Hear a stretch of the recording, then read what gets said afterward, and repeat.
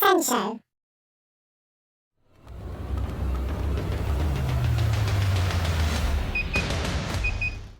What if I told you that the most powerful weapon in the world isn't a nuclear missile? It isn't an aircraft carrier.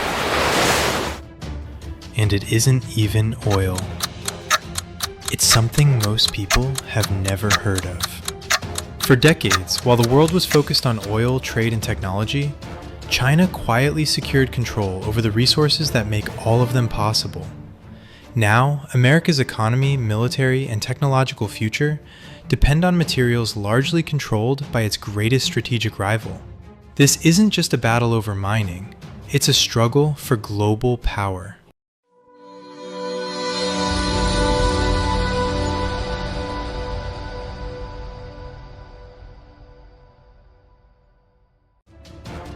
In the digital age, there's a hidden force powering our modern world, and it's buried deep beneath the Earth's surface.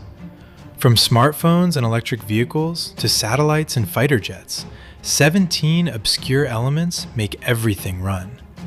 They're called rare earth minerals, and though few people have heard their names, neodymium, dysprosium, lanthanum, terbium, they form the backbone of our high-tech civilization.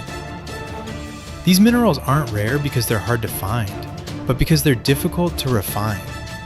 They exist everywhere, in the United States, Africa, Australia, but extracting and processing them is complex, dirty, and expensive. And that's where China saw an opportunity decades ago, quietly building an empire that now defines global technology and power.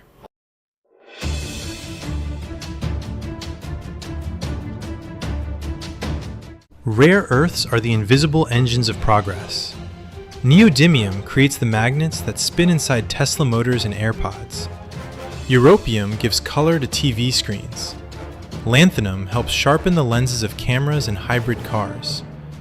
Dysprosium, meanwhile, strengthens magnets in jet engines and wind turbines. Remove these elements, and much of the 21st century stops working. But while many nations have access to these minerals, China dominates their production. Today, Beijing controls nearly 80 to 90% of global rare earth output and almost all refining capacity. Even if another country finds the minerals, it's often forced to send them to China to be purified. The world's most advanced technologies, ironically, depend on the very rival America fears most. And that dependence is rapidly becoming one of the most important geopolitical vulnerabilities of the modern era.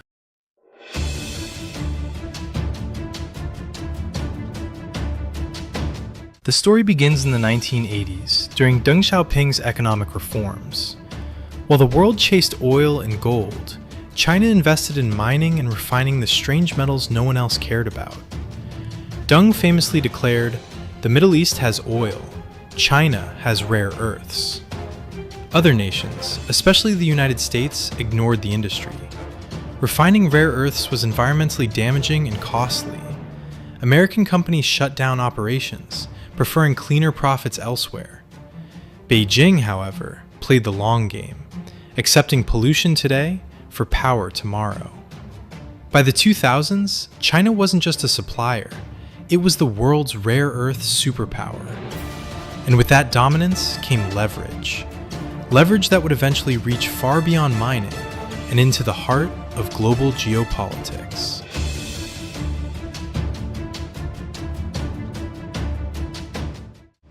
For decades, Washington didn't see a threat until 2010.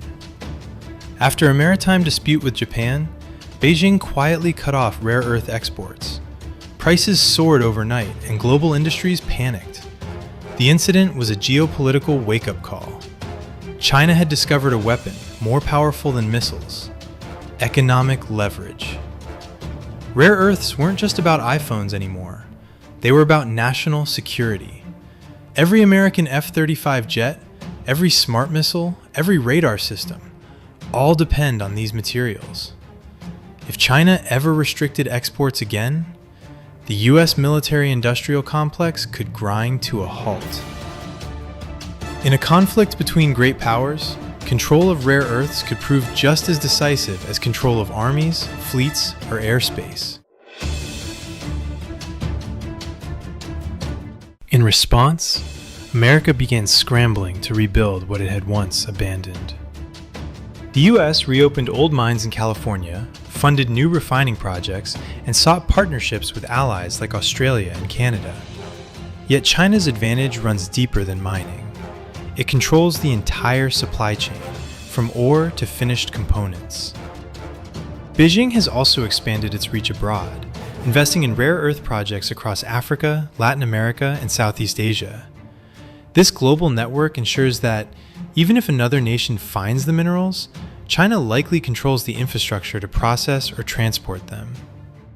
In a world increasingly powered by electric vehicles, renewable energy, and AI-driven technology, this control is strategic dominance. For Washington, the nightmare scenario is simple. In the event of conflict, perhaps over Taiwan or trade, Beijing could turn off the tap. Without rare earths, factories stop, missiles stall, and economies shudder.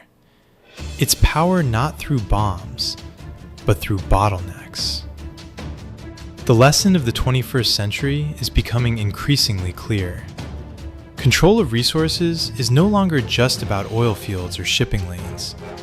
It's about controlling the materials hidden inside the technologies that power modern civilization. And in that contest, China built its advantage decades before the rest of the world realized the game had begun.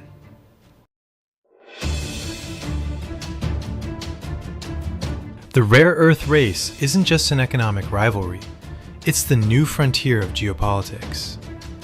Control over these 17 elements means control over innovation, defense, and the global energy transition.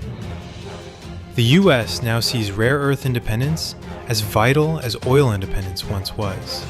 But catching up will take time, technology, and alliances capable of countering decades of Chinese head start. In this silent contest, the weapons are invisible and the battlefields are buried. The world's next great power struggle isn't being fought in space or cyberspace. It's happening underground. China's mastery over rare earths has reshaped global power. And as the US races to rebuild its supply chains, one truth becomes clear.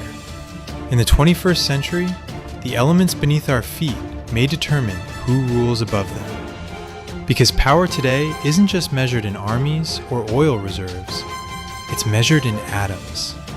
And that is why America fears China's grip on the Earth's most valuable resources. The future of global power may not be decided by what nations build, but by who controls the elements that make everything possible. Thank you for watching.